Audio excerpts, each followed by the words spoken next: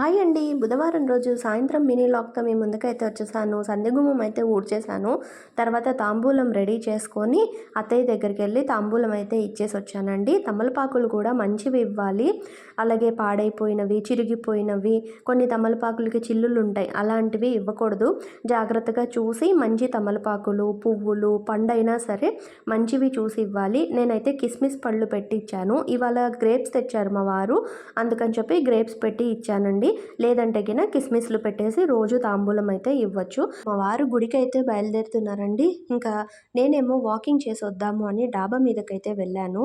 అయితే కృష్ణ తొందరగా కాలేజీ నుంచి వచ్చేసాడు. అమ్మ ఆకలేస్తుంది, యమ్మీగా ఏదైనా చెయ్యవా అని అడిగాడు. ఓకే నాన్న అని చెప్పి వేడివేడిగా పొంగలి, అలాగే దోసకాయ పచ్చడి, ఊరగాయ పచ్చడి అండి, పల్లీ చట్నీతోటి యమ్మీగా డిన్నర్ ప్రిపేర్ చేశాను. అది తిని టమ్మీ అయితే ఫుల్ అయిపోయింది.